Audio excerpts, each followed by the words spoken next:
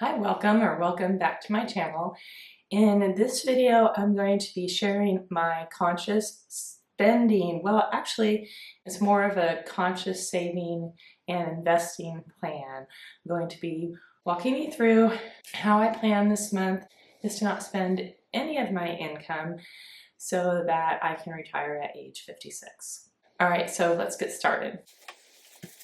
So this month, my income as a Montessori owner-operator is 31% of our income. Usually it would be more like 35%. My husband is also an educator. He teaches middle school. Paycheck was higher than usual because he had overload of students, and then there's some pre-service non-contract work he did. So it's a little bit higher. Typically my income would be about 35%, but we're doing real deal, the real plan for this month, and that is 31% of the household income. So from my paycheck, we are going to give 6% into extra charitable giving.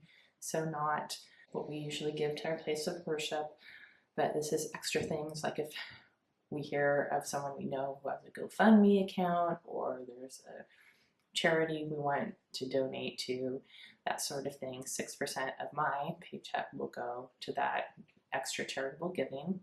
Okay, 19% of my paycheck will be going into long-term savings, and we've got 3 buckets we're filling there.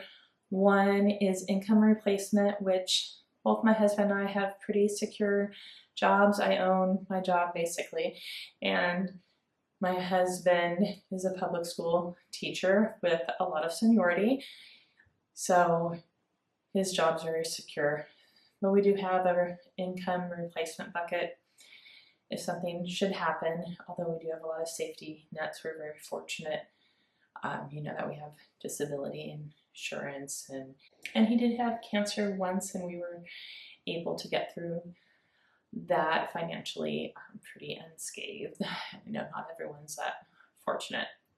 Our other bucket is medical expenses. So any unexpected, things like dental work that costs a lot, or our share of co-pays if someone were to have a surgery. We've got a medical savings for that. And then the other is car emergencies. So unexpected maintenance. We have cars, we bought both our cars used, and we take good care of them, and my husband takes good care of them. They're cars we expect to last a very long time, and we're just going to drive them until we can't. It's the plan. That's always the plan for our cars.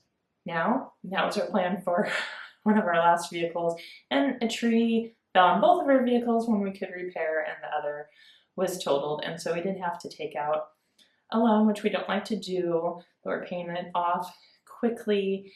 And if something else were to fall on our cars, or we got in a car wreck, insurance doesn't really replace your car, which is why we had to take out a small loan when we bought at the height of used car prices during COVID.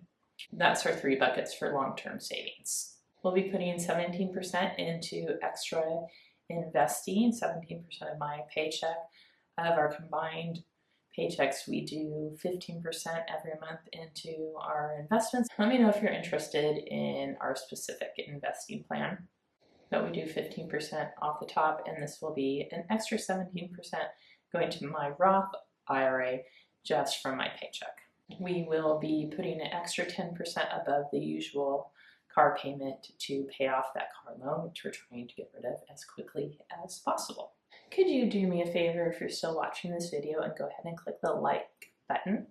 And also let me know if you're watching this video or listening, because I tend to listen to most YouTube videos unless it's like a how-to that I need to see. So I'm just curious what your habits are too. Now, my favorite account is the Get Busy Living, Get Busy Dying account. If you know what movie that's a reference from, let me know in the comments.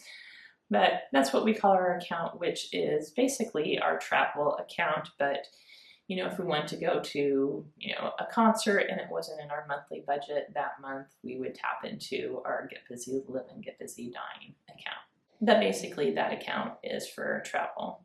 One big vacation that we're just at the very beginning of saving for that probably would occur about the time that I retire, maybe later, and that is for a trip to Asia. You have recommendations for places to go to Asia that are pretty inexpensive once you get there.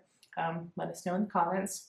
But we've just begun to save for that. So a good portion of our get busy living or get busy dying money this month is going into a high yield savings account for that. All right, so if I did my math right, that adds up to 98% of my income, and that is pretty high, and that's mainly due to the fact that my husband did have a higher paycheck this month. All right, so that's our savings and investing plan for 98% of my paycheck, and I'm doing a no spend month, so I'm hoping I'll actually be able to put more into some of those savings or investing accounts or more into charitable giving. We'll see how the month goes, because in the family budget I still do have my guilt-free spending amounts. So maybe I'll be able to bump this number up. If you're interested in my family budget, please let me know in the comments, and I can do a video on our actual spending budget. Okay, here's 2 videos for you to watch, one that YouTube thinks you'd like, and my latest video. Thanks for watching. Take care.